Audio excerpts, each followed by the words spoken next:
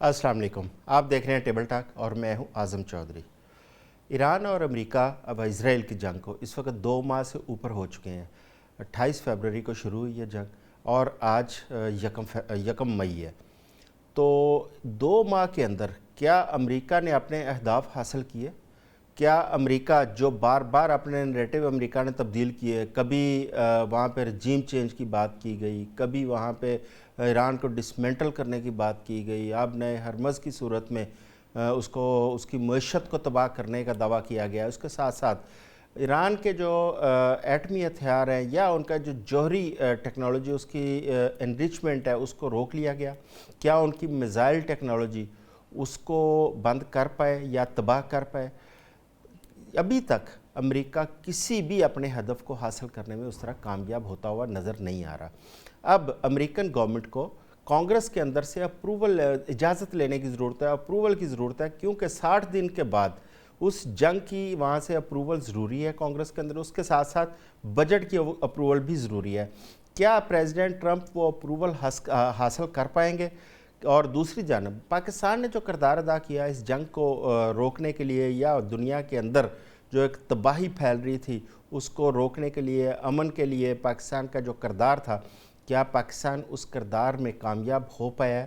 क्या ईरान और अमेरिका को एक दफ़ा फिर टेबल पर बिठाने में हमारी हुकूमत, हमारे फील्ड मार्शल और हमारे वज़ीर-ए-आज़म क्या कामयाब हो पाएंगे? ये बड़ा एक इम्पॉर्टेंट और पूरी दुनिया की नज़रें पाकिस्तान की जानब लगी भी हुई हैं।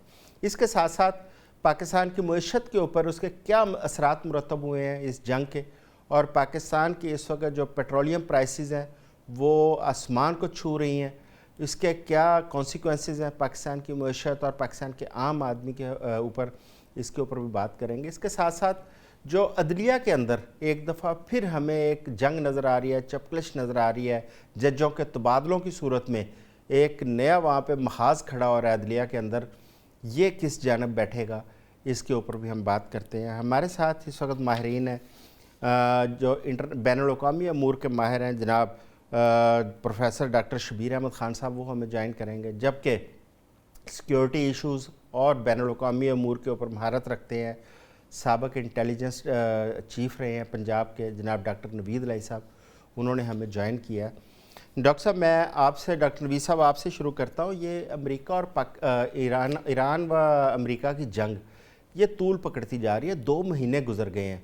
उम्मीद थी कि ये जंग रुकेगी। पाकिस्तान ने एक बहुत अच्छा किरदार अदा किया था, दोनों ममालिक को एक टेबल पर बिठाया और किसी भी कोशिश की किसी भी सूरत में उनके ग्रीवियंस ख़त्म हो। और इस जंग को ख़त्म करने की वजह सबसे बड़ी सिर्फ ये थी कि पूरी दुनिया जो इस वक्त तकलीफ़ में मुब्तला है और बिलखसूस मुआशी तौर पर वो तकलीफ़ दुनिया की दूर हो और दुनिया के अंदर अमन कायम हो। अच्छा, अब क्या ताज़ा तरीन क्या स्टेटस है? क्या ये दोनों फ्रीकैन एक दफ़ा फिर मुज़ाकरात की टेबल पर आएंगे? आपका क्या ख्याल है? जी, बहुत शुक्रिया आज़म चौधरी साहब। देखिए, इस वक्त तो सूरत ये है कि कोई एक्टिव जंग तो नहीं हो रही, लेकिन जिस तरह का एक स्टैंड ऑफ हुआ हुआ है, उससे सबसे ख़तरनाक बात जो मुआशी सूरत हाल है वो है, अगर खुदा ना खास्ता और 2 हफ्ता अगर इस तरह ही काम जारी रहा और वो स्टेट ऑफ हॉर्मस जो है वहाँ ब्लॉकेड जारी रहा, तो आप देखेंगे कि यहाँ पे मईशत इतनी डिटेरियोरेट हो जाएगी।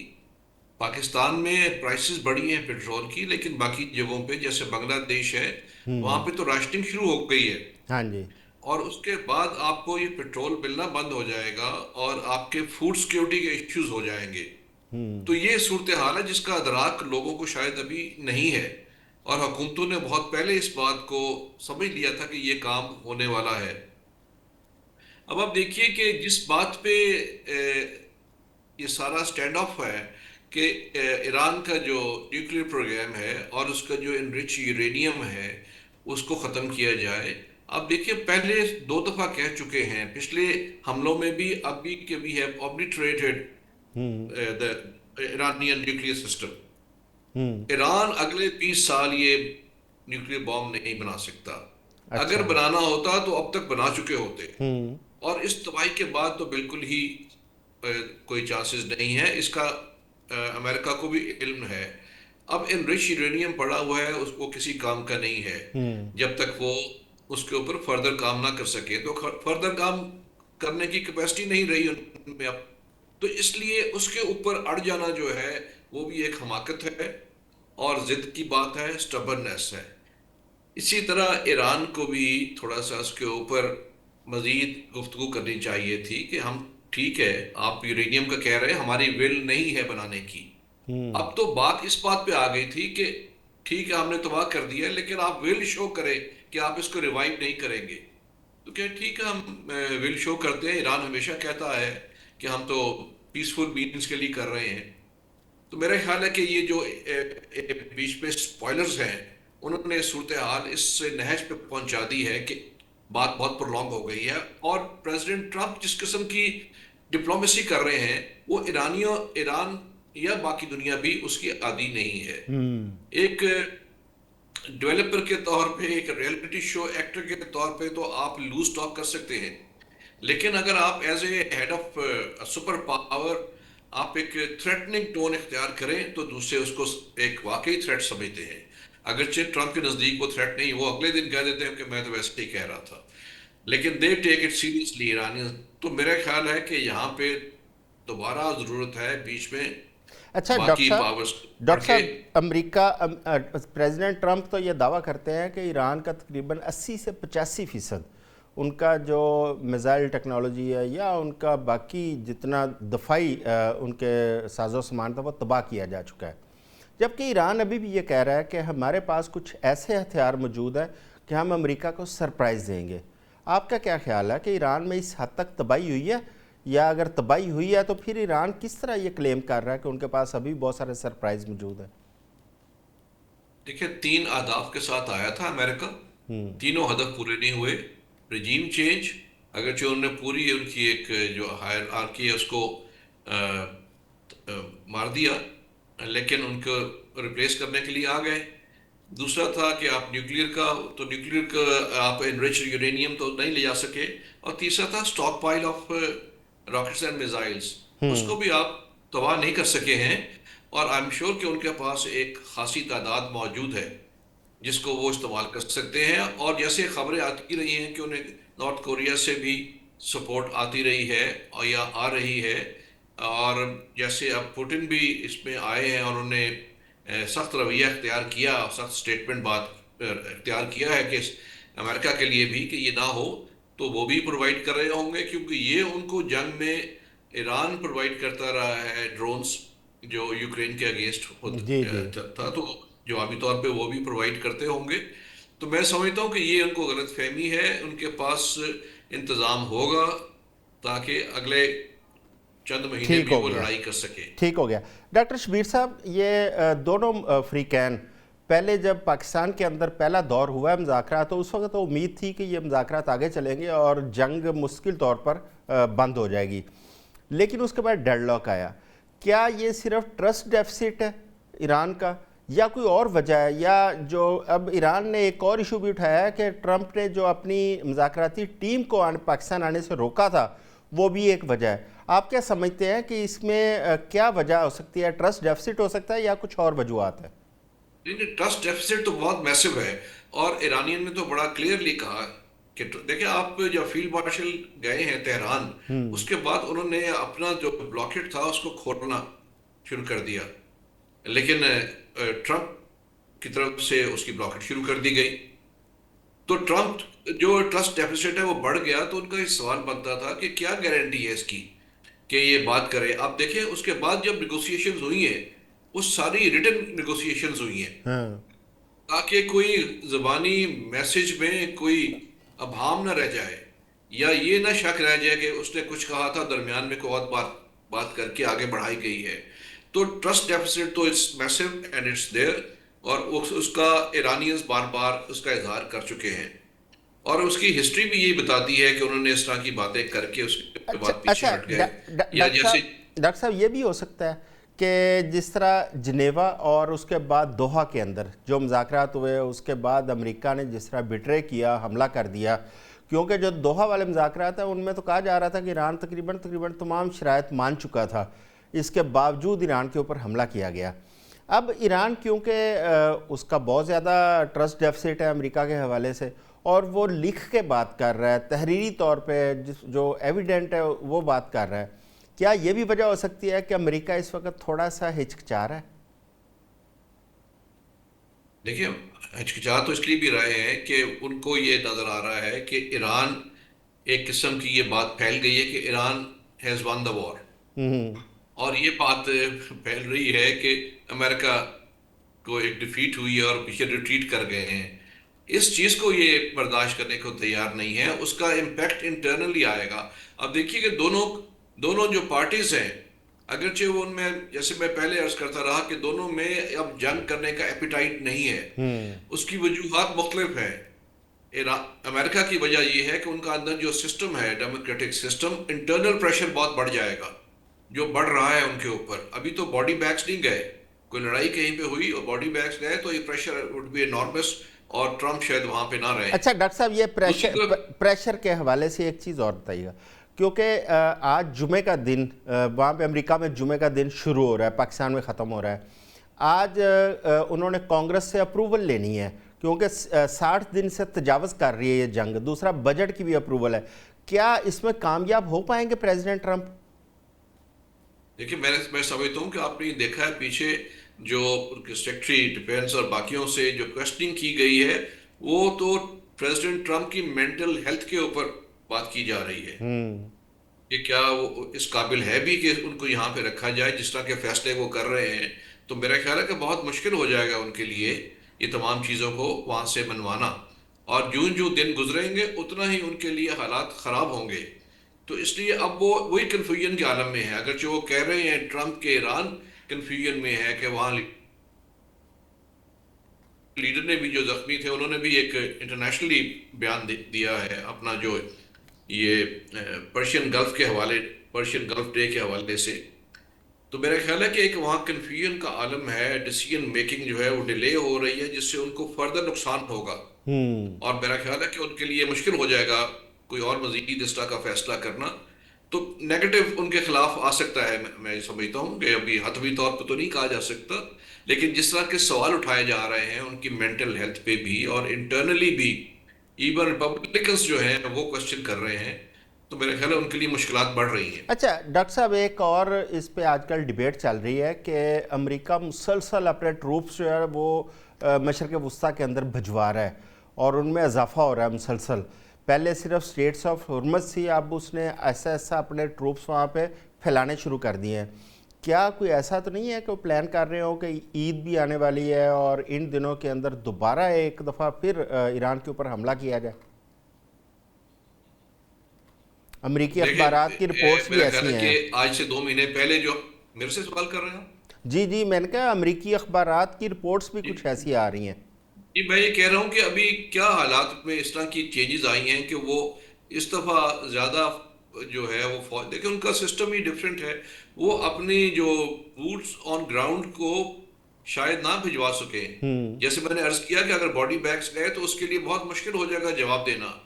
اور جو ہے جسے کہتے ہیں RMA، revolution in military affairs, جو ان کا جو پچھلے ایک دہائی یا اس سے بھی زیادہ سے امریکن طریقہ کار یہ ہے کہ وہ میزائل پہ اور ایریل بامبنگ پہ ریلائی کرتے ہیں. وہ کر چکے ہیں اور مزید بھی کرنا ہوگا تو وہی ان کا طریقہ کار ہوگا. بوٹس آن گراؤنڈ کا بہت مشکل ہے. صرف اپنی حفاظت کے لیے یا ویسے شو آف پاور کے لیے کر رہے ہوں تو یہ علیحدہ بات ہے. کیونکہ یہ بھی جیسے کہا جا رہا تھا کہ جو یہ ملک ہیں، گلف سٹیٹس ہیں، ان کو ڈیمانڈ کیا تھا ایران نے کہ یہاں سے آپ امریکن بیسز اٹھائیں، تو وہ یہ بات پھیل گئی کہ وہ امریکن بیسز کے لیے کہہ رہے ہیں کہ آپ یہاں سے چلے جائیں. تو اس کو مزید نلیفائی کرنے کے لیے انہوں نے یہ کیا ہوگا. ورنہ میں نہیں سمجھتا کہ اس موقع پہ کوئی ایسی نئی ڈیولپمنٹ ہوئی ہے کہ اپنی فوج کو اندر بھیجنے کی پوزیشن میں ہو. پاسدارانہ انقلاب جو ہے اس کو وہاں پہ ان کے ساتھ فیس کریں گے. ڈاکٹر نویز الہی صاحب، آپ کا بہت شکریہ، آپ نے ٹائم دیا. دیکھتے ہیں اس جنگ کا کیا مذاکرات دوبارہ شروع ہوتے ہیں، کس رخ پہ بیٹھتی ہے یہ جنگ. اس وقت ہوا ہے چھوٹی شارٹ بریک کا. ہم بریک کے بعد آتے ہیں اور آ کے پھر یہ پیٹرولیم پرائسز کے اوپر بات کرتے ہیں. ہمارے ساتھ رہیے گا. Welcome back. بات کر رہے تھے ہم پاکستان کے اندر بڑھتی ہوئی پیٹرولیم پرائسز کی. اب پوری دنیا کے اوپر اس کا اثر ہوا ہے اس جنگ کا، اور آبنائے ہرمز بند ہونے کی وجہ سے ایک بہت بڑا دباؤ آیا ہے، معاشی دباؤ ہے اس دنیا کے اوپر، جس میں نہ صرف پیٹرولیم بلکہ جو ادویات یا کھاد ان کے اوپر بھی ایک بہت بڑا منفی اثر پڑا ہے، ان کی قیمتیں بھی بہت اوپر چلی گئی ہیں۔ دنیا کے اندر بہت سارے ممالک کے اندر پیٹرول کی قیمتیں بڑھی، لیکن پاکستان دنیا کے ان 5 ممالک میں شامل ہے جہاں پر سب سے زیادہ قیمتوں میں اضافہ کیا گیا۔ اب اگر ہم اپنے ارد گرد جائزہ لیں تو انڈیا کے اندر صرف 3% پیٹرولیم پرائسز بڑھی، جبکہ بنگلہ دیش کے اندر 14.4% پیٹرولیم پرائسز بڑھی۔ اس کے ساتھ ساتھ سری لنکا کے اندر 36% جو پیٹرولیم پرائسز ہیں ان میں اضافہ ہوا، جبکہ پاکستان کے اندر 58% اضافہ دیکھنے میں آیا۔ یہ کیوں اتنا زیادہ اضافہ کیا گیا؟ کیا یہ لیوی کی مد میں یا مختلف ٹیکسز کی مد میں قوم کے اوپر سارا بوجھ ڈال دیا گیا؟ اس کے اوپر ہم بات کریں گے۔ ہمارے ساتھ بات کرنے کے لیے ماہر معیشت ہیں جناب ڈاکٹر غلام غوث صاحب، ان کے ساتھ جناب ڈاکٹر غلام وسیم صاحب اور پروفیسر ڈاکٹر وسیم صاحب اور ڈاکٹر آئمہ مہدی صاحبہ۔ ڈاکٹر غلام غوث صاحب، اثر تو پوری دنیا کو پڑا ہے اس جنگ کا، پوری دنیا کے اوپر ایک معاشی دباؤ آیا ہے۔ کیا وجہ ہے کہ پاکستان کے اندر پیٹرولیم پرائسز ہم دیکھتے ہیں تو وہ سب سے زیادہ بڑھائی گئی ہیں؟ دنیا کے وہ 5 ممالک جن میں سب سے زیادہ اضافہ ہو ان میں پاکستان بھی شامل ہے، اس کی کیا وجہ ہے؟ ڈاکٹر صاحب آپ کی آواز نہیں آ رہی۔ جی ہاں جی آواز آ رہی ہے سر؟ جی آ رہی ہے بالکل۔ جی، جو اصل میں اس میں ایشو ہے نا وہ یہ ہے کہ پاکستان اپنی جو ٹوٹل آئل ہے اس کی جو کنزمپشن کرتا ہے اس کا 80% وہ باہر سے امپورٹ کرتا ہے، اور پاکستان کی جو اراؤنڈ 80% آف ٹوٹل امپورٹس ہیں نا آئل کی، وہ آتی ہیں آبنائے ہرمز کے ذریعے۔ پرسینٹ پاکستان کی ایل این جی کی جو امپورٹس ہیں وہ آتی ہیں آبنائے ہرمز کے ذریعے۔ تو اس کا مطلب ہے پاکستان تو انٹائرلی ڈپینڈ کرتا ہے اس راستے پہ۔ اگر یہ راستہ بند ہوتا ہے کسی جنگ کی وجہ سے، کسی بھی اور انسرٹینٹی کی وجہ سے، تو اس کا مطلب ہے ڈائریکٹلی پاکستان کی معیشت افیکٹ ہو جائے گی۔ اور اس میں دوسری ایک چیز، پاکستان کے 2 میجر اتحادی ہیں جن سے ہم ایل این جی وغیرہ زیادہ خریدتے ہیں یا پیٹرول وغیرہ خریدتے ہیں۔ تو اب ایل این جی میں آپ دیکھیں، ہم قطر اور یو اے ای سے 90 to 99% اپنا ایل این جی ہم امپورٹ کرتے ہیں۔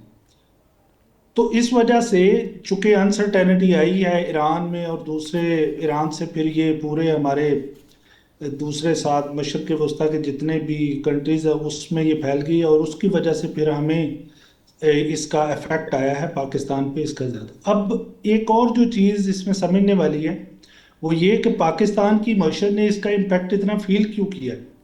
مطلب دوسری اکانومیز ہیں انہوں نے بھی اس کو ابزارو کیا ایٹ سم ایکسٹینڈ، چلیں زیادہ نہیں لیکن کم از کم ایٹ سم ایکسٹینڈ ابزارو کیا اس شوق کو، لیکن پاکستانی اکانومی نے نہیں کیا۔ اس کی ایک بڑی وجہ ہمارے جو وزیر پیٹرولیم ہے انہوں نے بتائی ہے کہ ہمارے پاس اسٹریٹجک ریزروز نہیں ہیں، ہم صرف کمرشل ریزروز کی بیس پہ چلتے ہیں۔ تو کمرشل ریزروز آپ کے پاس 28 دن کے ہوتے ہیں جو کہ آپ کی پرائیویٹ کمپنیز کے پاس ہیں، گورنمنٹ کے اپنے تو جو ریزروز ہیں وہ تو ہے ہی نہیں۔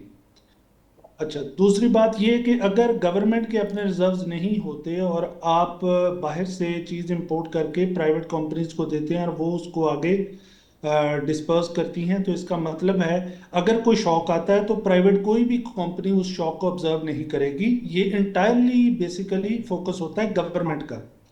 اب انڈیا میں اس کا کیوں امپیکٹ نہیں ہوا؟ کیونکہ انڈیا کے پاس اپنے اسٹریٹجک ریزروز تھے، انہوں نے شروع والے کچھ جو دنوں میں اس کو یوز کیا، اس کے بعد انہوں نے at some extent for the sake of precautionary measures انہوں نے کیا کیا کہ رشیا اور دوسرے ممالک سے جو بھی جتنا بھی وہ خرید سکتے تھے وہ اس کی کوشش کر رہے ہیں۔ تو مسئلہ اصل میں یہاں پر آیا ہے پاکستان میں۔ اچھا ڈاکٹر صاحب اس پہ ایک چلیں، ان کمپنیز کو یہ ٹھیک ہے وہ پرائیویٹ کمپنیز پرچیز کرتی ہیں، لیکن ان کے سودے تو ایڈوانس ہوتے ہیں، تقریباً 1 ماہ 28 دن پہلے قبل انہوں نے سودے کیے ہوتے ہیں۔ جب یہاں پہ قیمتیں بڑھائی جاتی ہیں تو اس کا جو بھی فائدہ ان کے ریزرو جو ان کے پاس پڑے ہیں اس کا فائدہ تو ان کمپنیوں کو پہنچتا ہے، وہ پاکستان کی حکومت کو تو اسٹیٹ کو تو نہیں وہ فائدہ پہنچتا نا؟ सर स्टेट को फायदा पहुंचता है टैक्स की मद में। आप कंपनीज की प्राइस तो इंक्रीज होती है, लेकिन आप उसके साथ गवर्नमेंट टैक्स में भी थोड़ा बहुत इंक्रीज कर देती है। उसकी वजह है कि वो तो आपके टोटल अमाउंट पे टैक्स लगना है ना, परसेंटेज के हिसाब से, जैसे अमाउंट बढ़ेगी टैक्स बढ़ जाएगा। अब दूसरी बात ये है कि अगर गवर्नमेंट, मैं दो चीज़ें इसमें जो मेजर फैक्टर्स हैं वो समझता हूँ। एक तो ये कि अगर पाकिस्तान के फॉरेन रिजर्व्स को देखा जाए तो उसके हिसाब से अगर पाकिस्तान बाहर वाले कंट्री में या ग्लोबली ऑयल की प्राइसेस $5 पर बैरल भी बढ़ जाए ना, तो पाकिस्तान को $900 मिलियन का बोझ पड़ता है पाकिस्तान के रिजर्व्स पे। और अगर $10 बढ़ जाए तो आप समझे $2 बिलियन का आपके ऊपर इम्पैक्ट आएगा। एक तो ये चीज होगी, आपके फॉरेन रिजर्व बहुत जल्दी डिप्लीट होने शुरू हो जाएंगे। जो ऑक्सफोर्ड इकोनॉमिक्स है उसके मुताबिक एंड ऑफ द 2026 पाकिस्तान के टोटल रिजर्व 6.8 बिलियन रह जाने हैं अभी तक, जो उनकी फोरकास्टिंग है।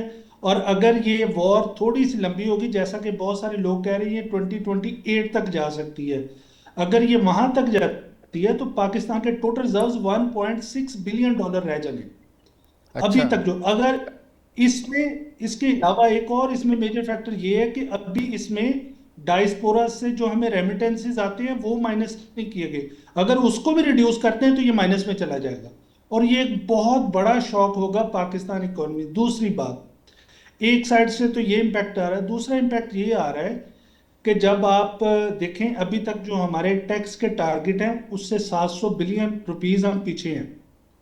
तो गवर्नमेंट ने उसकी मद में जो जो प्राइसेस बढ़ाई हैं उसमें 200 बिलियन रुपीस उसने अर्न कर ली हैं। उसकी वजह से ये क्या होगा कि आपके जो टारगेट हैं टैक्स के वो भी मीट होंगे, और गवर्नमेंट इसको एक, मैं खुद इसको अभी यही समझता कि गवर्नमेंट इसको जो नेशनल लेवल पे अगर हम प्राइसेस इंक्रीज कर रहे हैं या उसकी परसेंटेज अगर टैक्स की उस पर बढ़ रही है, तो उसकी सिर्फ और सिर्फ एक वजह है कि हमारे जो गैप है रेवेन्यूज का वो ज्यादा वाइडन ना हो जाए, ये ना हो कि वो रिकवरेबल ना रहे। तो ये सूरत हाल है जिसकी वजह से ये सारा कुछ हो रहा ठीक है। ठीक हो गया। अभी आप देखें लास्ट ईयर में 2025 में, और ये शुरू में 2021 के शुरू का जो मंथ था जनवरी, उसमें आपका करंट अकाउंट जो था वो सरप्लस में था, और अभी आपका करंट अकाउंट जो है वो दोबारा माइनस में चला गया, अच्छा, अराउंड $2 बिलियन के। जी ठीक हो गया। डॉक्टर अहमद साहिबा, जो पिक्चर इस वक्त डॉक्टर गुलाम गौस साहब ने बताई है वो बड़ी खौफनाक है कि आने वाले वक्त में, लेकिन जब हम कलेक्शन देखते हैं अवाम से, गवर्नमेंट जिस रेशो से टैक्स ले रही है, ये पेट्रोलियम प्राइसेस पे ये 58% जो इजाफा किया गया है, उससे तो लगता है कि गवर्नमेंट अपनी ही अवाम के साथ कारोबार करके तो उसमें कमाई कर रही है, एक परसेप्शन बिल्ड हो रहा है। आपका क्या ख्याल है कि ये इस रेशो के साथ पेट्रोलियम प्राइसेस में इजाफा करके, तो क्या हम अपने आने वाले वक्त में जो हमें रिजर्व में कमी नज़र आ रही है, हम सिर्फ पेट्रोल से वो पूरा कर पाएंगे?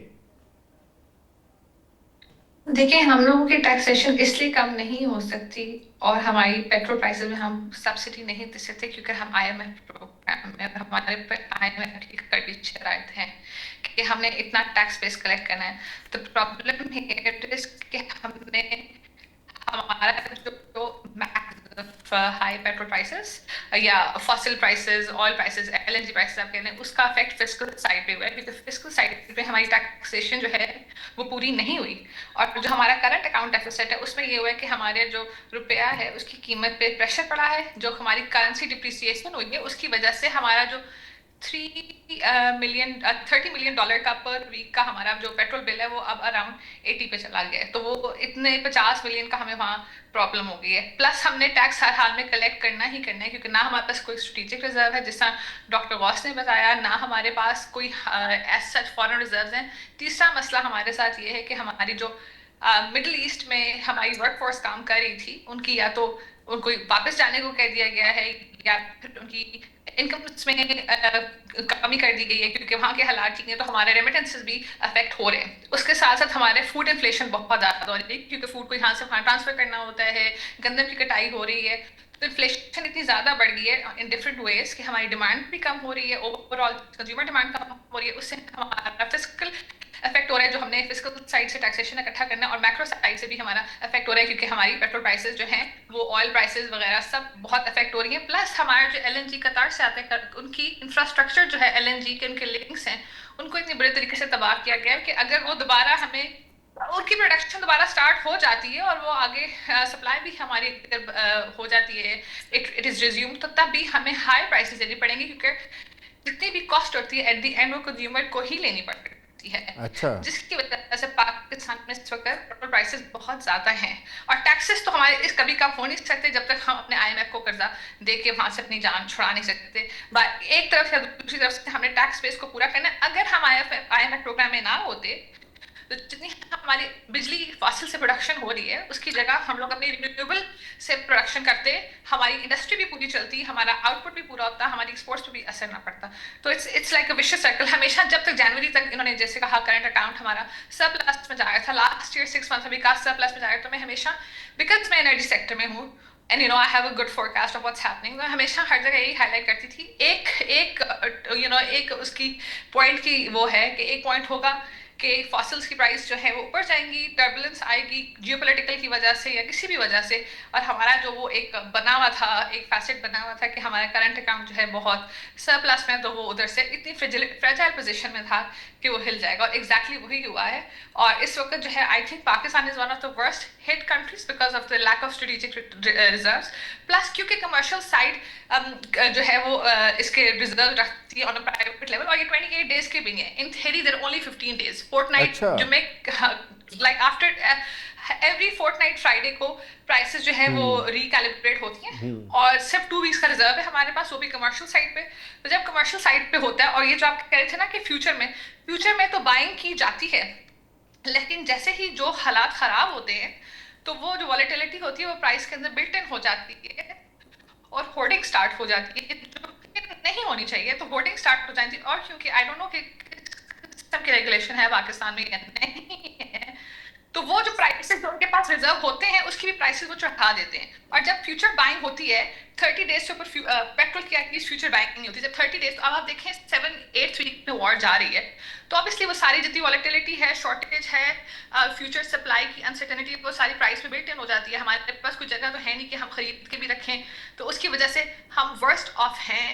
ابھی پچھلے ہفتے LNG بہت مہنگے داموں میں خریدی گئی, اور دس واز پبلک نیوز کہ وہ ڈاکیومنٹس اس پہ LNG کی خریدی گئی, وہ بہت اچھی طریقے سے سرکولیٹ بھی کیے گئے, کیونکہ پینک بائنگ ہوئی, بالکل LNG نہیں تھی, اس نہ ہوتی تو گھروں میں گیس آنا بند ہو جاتی, اور طرح طرح کے اور مسائل ہو جاتے. تو جس قیمت پہ اور جس رفتار سے ہم خرید رہے ہیں, آئی تھنک اس کو تو لانگ ٹرم بینیفٹس آئی سی دیم بیونڈ 2028. وار ختم بھی ہو جائے تو اس کے بھی 2-3 سال اور لگیں گے کہ ہمارا جس طرح سے خزانہ چل رہا ہے. سو دیٹس مائی سمری آن دس. بڑی تشویشناک بات ہے. ڈاکٹر وسیم صاحب, کیونکہ اسٹریٹس آف ہرمز ابھی تک بند ہے, اور اسٹریٹس آف ہرمز جب تک نہیں کھلتی, میرا خیال ہے کہ پیٹرولیم پرائسز اس طرح سٹریس رہے گا اور بڑھتی چلی جائیں گی. اور اگر یہی صورتحال رہی تو ہمارا جو سالانہ بجٹ ہے وہ بھی آ رہا ہے, اور IMF پروگرام کے اندر بھی ہم شامل ہیں. اس کے ساتھ ساتھ ہم ڈیپینڈنٹ تھے اپنی ایگریکلچر کے اوپر, اپنی ایکسپورٹس کے اوپر, اپنے ریمیٹنس کے اوپر, اور ہماری جو ایکسپورٹس ہیں وہ تو پہلے بہت ڈکلائن کا شکار ہیں. اب ریمیٹنس اور ایگریکلچر وہ بھی اس وقت خطرے میں نظر آ رہی ہیں. آپ کیا سمجھتے ہیں کہ ہماری اکانومی کو اس وقت سہارا دینے کے لیے کون سا ایسا سیکٹر رہ گیا ہے کہ جس کے اندر کوئی امید کی کرن نظر آ رہی ہو؟ اچھا, تھینک یو ویری مچ. اچھا, ایک جو ہم پاکستان میں بہت زیادہ یہ فور کاسٹ کر رہے ہیں کہ ڈیمانڈ اور سپلائی کا, پیٹرول کا, پرائزز کا, یا عوام کی کوئی قطاریں آپ کو کہیں نظر نہیں آ رہی ہوں گی. جیسا کہ تھائی لینڈ میں دیکھا ہوگا کہ عوام کی قطاریں لگ گئیں, انڈیا میں عوام کی قطاریں لگ گئیں, ایون میں نے اور ممالک میں, کوریا تک میں دیکھا ہے عوام کی قطاریں لگ گئیں. پاکستان میں ایسا نہیں ہوا. اس کی ایک بات تو سمجھ آ رہی ہے کہ ہماری پیٹرول کی جو سپلائی ہے انٹرپٹ نہیں ہوئی جیسے باقی ممالک کی ہوئی, کیونکہ ہمارے ایران کے ساتھ تعلقات اچھے تھے. جو اوور آل افیکٹ آیا ہے نا وہ پرائزز پہ آیا, کیونکہ انٹرنیشنل پرائزز بڑھ گئیں, اور جیسا کہ ہمیں پتہ ہے کہ 25% ہم انڈیجنسلی پروڈیوس کرتے ہیں اور 75% امپورٹ ڈریون ہے. اس میں بہت زیادہ ہماری گورنمنٹ کی پالیسی کے تسلسل کا بھی تعلق ہے. دیکھیں, جب گورنمنٹ نے یہ سولر پالیسی بنائی 2 سال پہلے یا 3 سال پہلے, عوام کو ایک لالی پاپ دیا کہ گھروں میں سولر لگائیے, انڈیجنس بجلی پروڈیوس کیجیے, آلٹرنیٹیو انرجی پہ جائیے. عوام ساری اس کے پیچھے لگ گئی جیسا کہ لگنا بھی چاہیے تھا، لیکن ابھی تک وہ اس پہ کلیئر نہیں ہے کہ ہم نے کیا سٹینس لینا ہے. اگر آپ ایک لمحے کے لیے ازیوم کیجئے کہ اگر یہ سکسیسفل پالیسی ہوتی تو آج ہمارا جو امپورٹ بل ہے وہ 20-25% کم ہو چکا ہوتا. سیم دا کیس ود وہ جو الیکٹرک گاڑیاں ہیں، وہ سال 2 سال پہلے جب نئی نئی یہ گورنمنٹ آئی میاں صاحب کی، اور کیئر ٹیکر گورنمنٹ تھی انفیکٹ، تو اس وقت یہ بہت زیادہ نعرہ لگا رینیویبل انرجی کا کہ ہم نے آلٹرنیٹ انرجی پہ جانا ہے، اپنا امپورٹ بل کم کرنا ہے. اور اس پہ بھی ہم نے 2 غلطیاں کی. پہلی غلطی کی، اگر گاڑیاں منگوا رہے ہیں تو امپورٹ کر کے منگوا رہے ہیں، انڈیجنس پروڈیوس نہیں کر رہے، ٹیکنالوجی ٹرانسفر نہیں کر رہے. سملرلی اگر ہم سولر منگوا رہے ہیں، پلیٹیں امپورٹ کر رہے ہیں، باقی چیزیں انورٹر امپورٹ کر رہے ہیں، پاکستان میں نہیں لگا رہے. اس سے پہلے یہی غلطی ہم جاپنیز گاڑیوں میں کر چکے ہیں کہ وہ امپورٹ کرتے ہیں، اینڈ یوزر ہم ہیں لیکن امپورٹ ہو رہی ہے. موبائل فون ہمارے ملک میں جتنی عوام ہے اتنے موبائل فون ہیں، اور موبائل فون یہاں بنتے نہیں ہیں. تو یہاں سے امپورٹ جو ہمارا بل ہے اس پہ پریشر آیا. اگر ابھی بھی جو گورنمنٹ تھوڑا سا سٹینس لے رہی ہے کہ ہم الیکٹرک گاڑیاں جو ہیں اس کو الاؤ کریں گے، الیکٹرک موٹر بائک کو ہم الاؤ کریں گے، اس کلچر کو فروغ دیں گے، لیکن جناب والا اس پہ ہمیں پرماننٹ پالیسی بنانی پڑے گی. اس پہ ہمیں اسمبلی پہ جانا پڑے گا، اس پہ ہمیں کوئی پاس کرنا پڑے گا، کوئی قانون لیجسلیشن کرنی پڑے گی، اور اسی طرح سولر پہ لیجسلیشن کرنی پڑے گی. اب اس جیسے ہی پیٹرول پہ پریشر آیا، ایز بینگ اے ٹیچر میں نے دیکھا کہ ہم نے اس کا حل پتہ کیا ڈھونڈا ہے. جیسے پہلے کوئی بم دھماکہ ہوتا تھا نا تو ہم ڈبل سواری پہ پابندی لگا دیتے تھے. اب کیا ہوا جی، جمعے کی چھٹی کر دیں. اب جمعے والے دن بچے چھٹی پہ ہیں، ٹیچر چھٹی پہ ہیں، لیکن کتنی حیرت کی بات ہے باقی پوری قوم روڈ پہ ہے اور وہ انجوائے کر رہے ہیں، ان کو کوئی پرواہ نہیں ہے پیٹرول سستا ہے یا مہنگا ہے. تو عوام کو تو احساس کوئی نہیں ہونا. تو گورنمنٹ کو پالیسی بنانا پڑے گی. نمبر 1 کہ جو ہمارے انڈیجنس ریسورسز ہیں ہم اس پہ ایمرجنسی ڈکلیئر کریں، اور 25 سے کم از کم اٹھا کے اس کو 40% پر جو ہمارا پیٹرول ہے نیچرل جو پاکستان میں موجود ہے انڈیجنسلی اس کو انکریز کریں. Same the case with gas, اس کو انکریز کریں. تو جب تک وہ پھر آلٹرنیٹ انرجی پہ جائیں. جب آپ ایسا کریں گے تو یہ سارے مسائل حل ہوں گے. اور باقی رہ گیا انفلیشن کی بات. اس میں اعظم صاحب ایک بڑی انٹرسٹنگ بات ہے، آپ کوئی ٹی وی کی خبر اٹھا کے دیکھ لیجئے. اب اگر انفلیشن کی بات کریں تو سبزیاں بھی مہنگی ہونی چاہیے، سبزیاں مہنگی نہیں ہو رہی. تو ابھی بات ہو رہی تھی نا فوڈ کرائسس کی، وہ ہو سکتا ہے، لیکن ایسا کوئی سین نظر نہیں آ رہا. الحمدللہ وہ سفیشینٹ ہے، لیکن کوئی قوم بھی سبزی بیچ کے گندم بیچ کے امیر نہیں ہو سکتی. تو ہمیں اس کو ٹیکنالوجیکل سائڈ پہ جانا پڑے گا. اب ہماری جو آئی ٹی ایکسپورٹ ہے، ٹیکسٹائل کو چھوڑیے، آئی ٹی ایکسپورٹ ہے وہ $3 بلین کی ہے، اور ہمارے ہمسایہ ملک جو ہے وہ $350 بلین کی آئی ٹی ایکسپورٹ کرتا ہے. تو اس طرف بھی نوجوانوں کو لے کے آئیے، اسکلڈ ورکر پروڈیوس کیجئے. آئی ٹی ایکسپورٹ کوئی آپ 3 سے اٹھا کے کوئی 20 پہ لے جائیے، تو پھر دیکھیے یہ مسائل آپ کے انشاءاللہ تعالی. ڈاکٹر صاحب جہاں تک انفلیشن کی بات ہے وہ تو مسلسل بڑھتی جا رہی ہے. سبزیوں اور فروٹ کی جو بات کی جاتی ہے، ہماری جو سیزنل پیرشیبل آئٹمز ہیں ان کی قیمتیں نیچے آتی ہیں. جو چیزیں سٹور کرنے کے قابل ہوتی ہیں انہیں جو انویسٹر ہے وہ سٹور کر لیتا ہے اور اس کی قیمتیں منہ مانگے دام وہ وصول کرتا ہے. یہ تو المیہ ہے یہاں پہ، اور حکومت کی اس معاملے کے اندر ہمیں کوئی اس قسم کی ریٹ نظر نہیں آتی. ڈاکٹر غلام غوث صاحب ابھی پالیسی کی بات کر رہے تھے. ڈاکٹر وسیم صاحب، ایک سب سے بڑا جو اس وقت پاکستان کے ساتھ جو میں سمجھتا ہوں ڈیزاسٹر ہے وہ آئی پی پیز ہے. آئی پی پیز کے اوپر ایک پالیسی کے تحت پرائیویٹ جو پاور جنریشن پلانٹ یہاں پہ لگائے گئے، ان کے ساتھ جو معاہدے کیے گئے آج وہ گلے کا توق بنے ہوئے ہیں، اور بجلی کی جو ہائی پرائسز ہیں اس کی بنیادی وجہ آئی پی پیز کو قرار دیا جاتا ہے. کیا وہ معاہدے ہم دوبارہ ریویو نہیں کر سکتے؟ کیا اس سے جان نہیں چھوٹ سکتی؟ سر میں کچھ دن پہلے جو ہمارے شاہد خاقان عباسی صاحب ہیں، ہمارے فارمر پرائم منسٹر، ان کے ساتھ ایک میٹنگ میں تھا. ہم ایک سیمینار میں، وہ بھی پینلسٹ تھے، وہ گیسٹ اسپیکر تھے، اسپیشل گیسٹ تھے، اور میں وہاں پہ پینلسٹ تھا. تو میں نے ان سے یہی کویسچن کیا تھا کہ یہ آئی پی پیز جو ہیں ان کو آپ نے یہاں پہ بلا لیا اور آپ نے ہائیڈرو پاور جنریشن کیوں نہیں کی، کالا باغ ڈیم اور دوسرے ڈیمز کیوں نہیں بنائے ٹائملی؟ آپ گورنمنٹ میں رہیں، آپ بتائیں یہ کیوں ہوا ہے. انہوں نے مجھے ایک بات جو بتائی وہ یہ کہ گورنمنٹ نے جو آئی پی پیز سے معاہدے کیے نا، اس میں آئی پی پیز کا کوئی قصور نہیں ہے ان کے مطابق. یہ سارا ڈیفالٹ جو ہوا ہے نا یہ معاہدوں میں ہوا ہے. مطلب آپ نے ان کو صرف ٹیرف میں سے شیئر دینا ہے, جو بنے گا ان کا انہیں وہ شیئر ملے گا پر یونٹ کے حساب سے یا جس طرح بھی آپ انہیں دیں گے. لیکن بقایا سارا اس کا گورنمنٹ کو جاتا ہے, اور گورنمنٹ اس کو کیسے ڈسٹریبیوٹ کرتی ہے, کیا کرتی ہے, یہ گورنمنٹ کی اپنی وہ ایک مینجمنٹ ہے اس کو لے کے. لیکن ان کے مطابق یہ جتنا بھی اس کے آئی پی پیز کی وجہ سے آپ کو پریشر فیل کرنا پڑ رہا ہے, یہ سارا کا سارا ان برے یا ان مطلب مس کیلکولیشن ہوئی ہے ایگریمنٹ کرتے ہوئے جس کی وجہ سے یہ سارا کچھ ہوا. بہرحال یہ تو ایک چیز ہے, میں اب اس کو تھوڑا سا ایکسٹینڈ کرتا ہوں. ابھی سر نے کہا کہ ہماری جو فوڈ پرائسز ہیں وہ انکریز نہیں ہو رہی ہیں سو آن. اصل میں بات یہ ہے کہ یہ ایک لیگ پیریڈ کے بعد نئی کراپ آتی ہے, جب نہیں آئے گی اس کی کاسٹ آف پروڈکشن ساتھ مل کے دوبارہ جب وہ مارکیٹ میں آئے گی تو یقیناً ابھی چونکہ ہر چیز مہنگی ہو چکی ہے تو اس کی وجہ سے اس کی پرائسز پھر ایک لیگ پیریڈ کے بعد افیکٹ ہوتی ہیں. جیسا کہ ایس پی آئی آپ سمجھتے ہیں بیسک نیسیسٹیز کا انڈیکس ہے, سینسٹیو پرائس انڈیکس.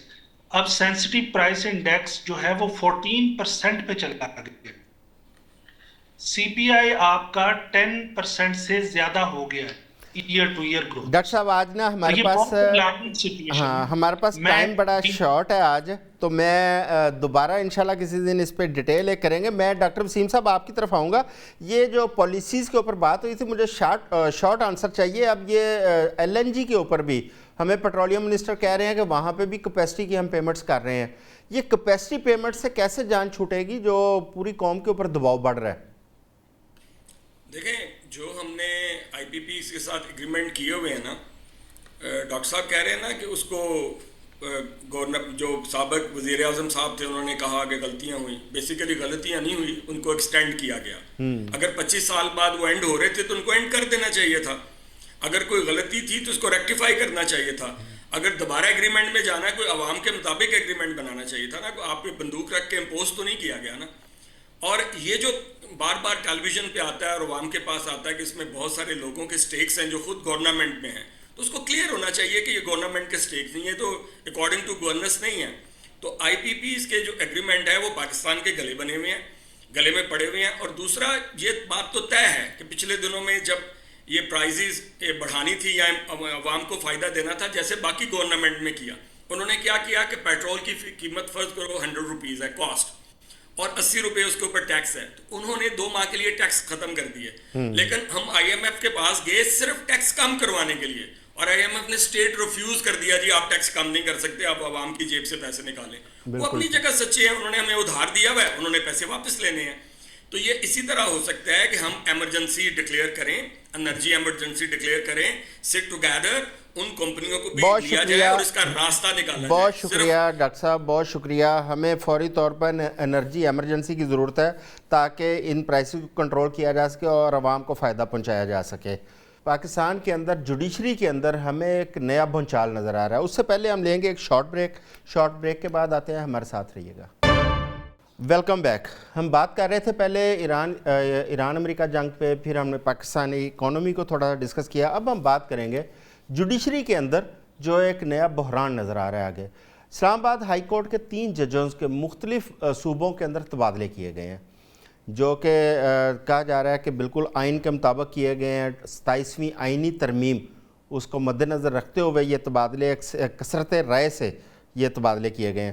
اس حوالے سے ہم بات کریں گے. ہمیں جوائن کیا ہے سینئر قانون دان ہیں جناب اظہر صدیق صاحب. اظہر صاحب, یہ 3 ججوں کا تبادلہ کیا ہے اسلام آباد ہائی کورٹ سے. اس سے پہلے کوئی ایسی اگزامپل نہیں ملتی کہ کسی ہائی کورٹ کے ججز کو دوسرے صوبوں کے اندر ٹرانسفر کیا جائے. یہ 27ویں آئینی ترمیم کے اندر یہ ایک پروویژن اس میں رکھی گئی کہ ججوں کے تبادلے کی. اچھا, اس پہ ایک پٹیشن بھی دائر ہوئی ہے. اب کیا مستقبل دیکھ رہے ہیں آپ اس کا؟ بہت شکریہ اعظم چوہدری صاحب. بنیادی طور پر 26ویں اور 27ویں ترمیم کا ایجنڈا یہ تھا, یعنی ابھی انفنش ایجنڈا کچھ اور بھی پڑا ہوا ہے, یہ نہیں کہ یہاں ختم ہو گیا کام. اچھا, یہاں بنیادی طور پر یہ دیکھیں نا, جو طے شدہ ہے کہ یہاں کی عوام کو بے اثر کر دینا ہے, یہاں طاقتور مافیا کو فائدہ دینے ہیں, اور جو کوئی اپنے طریقے سے سسٹم کو لے کے چلانا چاہتا ہے. یعنی اس وقت پوچھنے والا صرف ایک عدلیہ ہی رہ گئی تھی نا, باقی تو بیوروکریسی کی گٹھ جڑ سامنے آ گئی. حکمران مافیاز کی شکل میں بن کر آ گئے سامنے. ایک عدالتیں تھی جو چیک اینڈ بیلنس کرتی تھی. اس میں سب سے پہلی بات کیا ہوئی کہ سب سے پہلے انہوں نے ہمیں ٹرک کی بتی کے پیچھے لگایا کہ جوڈیشل ایکٹیویزم. ابھی آپ بنیادی حقوق کا ستیہ ناش ہو گیا. لاہور ہائی کورٹ کی مثال لے لیں, اس وقت تقریباً 76,000 کیس فائل ہوئے ہیں پچھلے سال, جو 1.5 لاکھ ہوتے تھے, 1.5-2 لاکھ, اور اس پہ اعتراضات کتنے ہیں, 1,76,000. یعنی انصاف کے دروازے بند کرنے کے لیے یہ طریقہ کار ہے. میں صرف ایک بات بتا رہا ہوں آپ کو. پھر کیا کہ جو جج پہلے ہوتا تھا کہ ایک جج سے کیس ٹرانسفر کر کے دوسرے جج کے پاس نہیں لگایا جا سکتا تھا, اب تو وہ چیف جسٹس کو اتنا طاقتور بنا دیا. بتایا یہی کہا تھا کہ چیف جسٹس کے اختیارات ختم کرنے ہیں. سپریم کورٹ میں آئینی بینچ بنے, آئینی عدالت بن چکی اتنی بڑی, اور ہماری جرسپروڈنس کا ستیہ ناش کر دیا. اور آپ غور کریں اس بات کو سامنے رکھتے ہوئے, بنائی آئینی بینچ تھا, لیکن آرٹیکل 63A کے تحت نیب کی اپیلیں بھی آئینی بینچ کے سامنے جائیں گی. سارا کچھ یعنی سپریم کورٹ تو ختم کر دی, اور اس کے پیچھے چل کیا ہے کہ ہائی کورٹوں کو بھی کنٹرول کرنا. اگر آئینی بینچ بنانے تھے تو آئینی بینچ ہائی کورٹوں میں کیوں نہیں بنائے گئے؟ آج بھی دیکھیں نا, کوئی جج مرضی نے کام نہیں کر رہا. مجھ سے پوچھیں یہاں فوجداری کے کیسز سن رہے ہیں یا دیوانی کیس سن رہے ہیں, وہ آئینی کیسز سن رہے ہیں یار. یعنی خدا را یار. اور یہاں آزادی کیا رہ گئی ہے؟ جو جج مرضی کا فیصلہ نہیں کرتا اس کو ٹرانسفر کر دو اٹھا کر. اور یہ جو کہا جا رہا ہے نا کہ جمہوری نظام ہے, کیا جمہوری نظام ہے؟ جو جوڈیشل کمیشن نے بنایا ہے کہ اب ججز کو تعینات کرنے کے لیے, ٹرانسفر کرنے کے لیے کون لوگ ہیں؟ ہائی کورٹوں کے ججز آپ نے جونیئر لگائے, چیف جسٹس. پھر آپ نے آئینی بینچ, آئینی عدالت جو بنائی, اپنی مرضی کے جج لے کر گئے آپ. تو حکومت وقت نے ٹوٹل کنٹرول حاصل کر لیا ہوا ہے, اور یہ ان کو اندازہ نہیں, کل ان کی نہیں حکومت ہوگی, کوئی اور حکومت ہوگی, اور وہ ان کے ساتھ کیا حال ہوگا آپ سوچ نہیں سکتے. اب جو ججز کھڑے ہونے والے تھے ان کو یعنی آرٹیکل 200 میں ترمیم کی گئی, ججوں کو ان کی مرضی کے بغیر. پہلے تھا کہ آپ اس کی مرضی کے بغیر جو ہے نا نہیں لے جا سکتے تھے, آپ اس کی کنسنٹ لازمی تھی. اب کنسنٹ کا پروسیس ہی ختم کر دیا سارا, اور آپ نے دیکھ لیا, چلے اسے کوئی فرق, یعنی یہ تو محسوس کر رہے ہوں گے بڑا تیر مارا, لیکن آپ نے عدالتوں کی ڈلیوری ستیہ ناش کر دی ہے. اب کوئی آزاد اور خود مختار جج اگر فیصلہ بھی کرنا چاہے, میں 3-4 کیسز آپ کے سامنے بتا دیتا ہوں. یعنی مثال کے طور پر جماعتی بنیادوں پر لوکل گورنمنٹ کے الیکشن ہونے تھے, ایک جج صاحب سننے تھے, اتنا اہم کیس سننے تھے, ان کو ٹرانسفر کر دیا. پنجاب ڈیفیمیشن ایکٹ جو ہے وہ ایک جج صاحب سن رہے تھے, وہ جب وہ روسٹر پہ تھے تبھی پتہ لگ گیا تھا ان کو رہنے نہیں دینا, ٹرانسفر کر دینا ہے. وہ بعد میں چلے بہانہ ایک بنایا کہ لارجر بینچ کی طرف لے کے جائے, لیکن ان جج صاحب کو پھر بھی ٹرانسفر کر دیا گیا. یعنی یہاں میں نام لے سکتا ہوں, جسٹس شاہد کریم, جسٹس ساجد محمود سیٹھی, جسٹس امجد رفیق, جسٹس چٹا صاحب جو ہیں, یعنی ان کے پاس کیس ہی نہیں لگا رہے. مزمل اختر شبیر کو آپ نے اٹھا کر سائڈ پہ بینچ پہ لے آگے چلے گئے. یعنی کیا کہہ رہے ہیں؟ سمجھنا یہ ہے کہ آپ نے عدالتیں ختم کر دی, اور قصوروار اس میں ایک ہی بندہ ہے, اس کا نام قاضی فائز عیسیٰ ہے. تاریخ اس کو یاد رہے گی. یعنی اس کے کرپشن کے ثبوت سارے دبا دیے گئے, باتیں بڑی وہ کرتا رہا, فیض آباد دھرنے کے کیس میں بیوقوف بنایا, اور ساری قوم بیوقوف بنی. اچھا اظہر صاحب, جو جسٹس سرفراز ڈوگر صاحب کو جو تبادلہ کیا گیا تھا لاہور ہائی کورٹ سے اسلام آباد ہائی کورٹ میں, وہ بھی اسی آئینی ایک شق کے تحت کیا گیا تھا؟ ہاں, وہ بنیادی طور پر اس وقت یہ تھا کہ جج کی مرضی شامل تھی. یعنی اب آگے جج کی مرضی ختم کر دی ہے, ٹھیک ہے نا جی. اس وقت یہ ہوتا تھا کہ سرفراز ڈوگر صاحب آنا چاہتے تھے, ان کی مرضی شامل تھی, وہ آگے, ٹھیک ہے نا جی. ابھی تو بنیادی طور پر اس میں ایک اور مجھے گائیڈ کیجئے گا. اگر جج کی مرضی شامل تھی, لیکن اگر کوئی بارز کو یا وکلا کو اس کے اوپر تحفظات تھے, تو کیا وہ چیلنج نہیں کر سکتے تھے اس فیصلے کو؟ بالکل چیلنج کیا جا سکتا تھا. اب تو دیکھیں نا, اب سپریم کورٹ تو ختم کر دیا, آرٹیکل 184(3) ختم کر دیا. نہیں, اب عدالت لے گئے. لاہور ہائی کورٹ بار کی جانب سے ان 3 ججوں کے تبادلے کو سپریم کورٹ میں چیلنج کیا گیا ہے. جب جسٹس سرفراز ڈوگر اسلام آباد میں گئے تھے اس وقت کیوں نہیں کیا گیا؟ نہیں, دیکھیے بنیادی طور پر یاد رکھیے گا, ہائی کورٹ کے جج کے خلاف ریٹ لائی نہیں کرتی ہے. اچھا, وہ آپ کو سپریم کورٹ جانا ہے. یعنی ہائی کورٹ کے اندر بالکل نہیں لگ سکتی ہے, وہ آپ کو بنیادی طور پر سپریم کورٹ جانا ہے. یعنی آپ ہائی کورٹ کے اندر نہیں آ سکتے ہیں, ہائی کورٹ کے اندر نہیں آ سکتے. یہ ایک بہت بڑی قانونی حکم ہے, یا قانونی ایک آپ کہہ سکتے ہیں کہ یہ چیزیں ساری اب ریکارڈ پہ آ چکی ہیں, جس کی وجہ سے تو یہاں میں تو کہوں گا عدلیہ کی آزادی کو کمپرومائز کر دیا گیا، یہاں پر عدلیہ کی آزادی کو کمپرومائز کر دیا گیا ٹوٹل۔ اظہر صاحب، ججوں کے اوپر کوئی دباؤ نہیں رکھا جاتا تھا اور ان کو ایک انڈیپینڈنس دی جاتی تھی، اب صرف ایک جملے میں اس کو سمیٹیں کہ اب انڈیپینڈنس کی تعریف کریں جو اس وقت ججوں کے پاس ہے۔ انڈیپینڈنس کی تعریف رہ گئی ہے کہ جو ملازم ہے، صاف لفظوں میں، یعنی جو بہترین ملازمت کر سکے گا، جو بہترین نوکری کر سکے گا، جو بہترین ہاں میں ہاں ملا سکے گا، وہی آزادی رہ گئی ہے بس۔ اظہر صدیق صاحب نے ایک جملے کے اندر اس بات کو سمیٹ دیا ہے کہ اب آزادی نہیں ہے، اب انصاف نہیں کر رہے جج، صرف نوکری کر رہے ہیں۔ یہ صرف جوڈیشری کا حال نہیں ہے، یہ ہر سیکٹر کے اندر دیکھنے میں آ رہا ہے، چاہے وہ بیوروکریسی ہو، چاہے وہ جرنلسٹ ہوں، چاہے وہ جج ہوں۔ اب لوگ اپنا کام کرنے کے بجائے صرف نوکریاں کر رہے ہیں اور نوکریوں کے ساتھ ملک اور قومیں آگے نہیں بڑھا کرتی۔